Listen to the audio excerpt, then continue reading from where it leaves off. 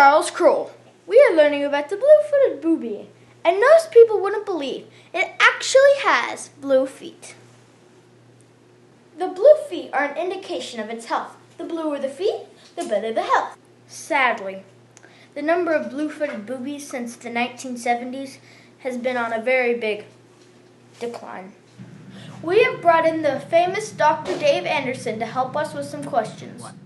I'm Dave Anderson at Wake Forest University, and I want to give a big hello to all the Benford Bobcats. So, Dr. Anderson, can you give us some information about the blue feet, please? And the blue feet are, you probably know, the blue feet are important when they're choosing who they're going to have a family with, who they're going to mate with. They do some dances where they show each other their feet. Yeah, they're waving back and forth. Yeah, and I don't know if you've seen the male's courtship flight, but if it's the usual problem that males have trying to get females to pay any attention to them.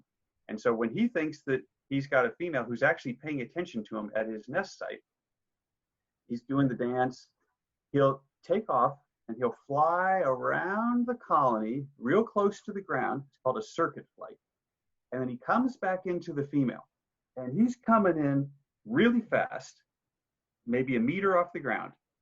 And she'll be looking at him, and he makes sure that he sees her feet, because just before he lands, he sort of orients himself up so he stalls in front of her, and he's kind of hanging in the air, and his wings are sideways, and he brings his feet up like this, and he puts his head through, and he looks at her.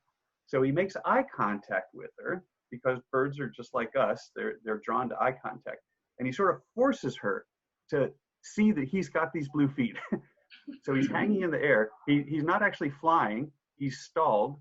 And, when a plane stalls, it falls. So he falls in front of her, but real fast puts his feet down at the last second. The wingspan is 5 feet long. That's literally as tall as me. Dr. Anderson, what do they do with their wings when they're diving from 80 feet in the air? They're 5 feet long. Where do they put them? They got the same arm structure that you do. Yeah. So they got an elbow here, and then they got a wrist. But the difference is that their wrist, or the hand part of the wing, is just as long as this part of the wing. So their hand is really, really long. And so when they tuck their wings, they just bend at the shoulder, so their elbow is against their side, and then bring their forearm up to here. And then this wrist joint is much more flexible than ours. And so it bends just like the elbow joint, and their hand is parallel to their forearm. And so those three segments, 1, 2, 3, are all lined up now, but going in the opposite directions. And they all tuck in flat against the body. That's how all birds do it. Many people don't know this, but the blue-footed boobies has air sacs in their face. Can you explain how this adaptation took place? I think the idea is that when they started to have the problem of a need to cushion their plunge dive, that is, they started to do plunge dives, we're talking about long ago, right? Yeah. When they started to do that kind of foraging behavior, now they have a new problem, and they need cushioning to solve that problem. So then there's a reward for anybody who happens to have that cushioning. They'll do better during the feeding. They'll address the problem of cushioning better. They'll have more babies as a result of that. And if you pass on your characteristics to your babies, so then that characteristic of the cushioning would become more and more common in the population over time. Most of the information you read on the internet shows that the last official count was in 2011. However, Dr. Anderson, I know that you have new research. Well, I've heard. You and me and about 3 other people know that. You heard it, folks. Endangered News is bringing you one-of-a-kind new information. When you did your last count, what did you find out? In 2017, the population size, again, almost all adults, a few young adults, mostly old adults, it was about a quarter what it was back in the 1960s and 70s.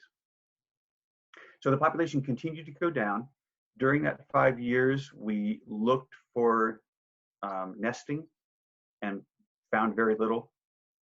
We looked for sardines, found very little. So this whole story is holding together so far. That they just can't get the food that they need to breed, and so they're not breeding successfully, and so they're not producing young adults. The population is going down because old adults continue to die, which is what old adults do, but young adults don't take their place. So, Dr. Anderson, that is very sad news. Where exactly do these birds breed? Blue-footed boobies breed in Galapagos and in coastal Mexico and off the coast of Peru. So I guess the real question is, how can we help? Seabirds in general, and probably blue-footed boobies, are increasingly in trouble because of climate change. So anything you can do to reduce you and your family's use of gasoline, use of electricity, would be great. What kind of weather do the blue-footed boobies like?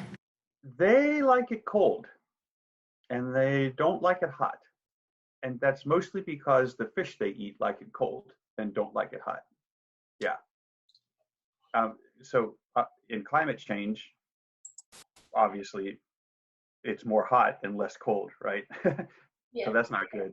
If the climate is too warm for where they are living, can't they just move? They could, but the ocean doesn't have very many islands in it. And you can't breed on water, right? Yeah. I don't know if eggs float, but I wouldn't want to try to incubate an egg out in the open ocean. Yeah, so you have to have islands. We don't like living in North Carolina, we can go to South Carolina. But that's not really how it works when you're an oceanic seabird. The research that Dr. Anderson has done shows that the sardine started to drop during the 1997 El Nino. The bird needs these sardines so they can successfully reproduce. Blue-footed boobies, on the other hand, are in trouble because, for the reason that that their food supply is disappearing, and they don't make new babies fast enough to replace the death of the old members of the population, so the population size is falling. In fact, they're basically not producing babies at all, and have since 1997. Now, this is just in Galapagos. Yeah. So since 1997, the population has gotten older and older because they got to be elderly and then they would die. And they weren't breeding, so there weren't new ones coming along and taking their place down in the young part of the age structure. So now the population is mostly very old birds. They're still not breeding very well. And that started in 1997. We keep waiting for that favorite food, the sardines, to come back. They might be coming back. The last year or so, we started to see them again. So that is all the time we have for today. Okay, great. Well, I really enjoyed talking to you. Yeah. And I hope you stay a fan of blue-footed boobies. Thank you for tuning in. Join us tomorrow as we will discover the endangered polar bear. Thank you. And that is all the time we have for today.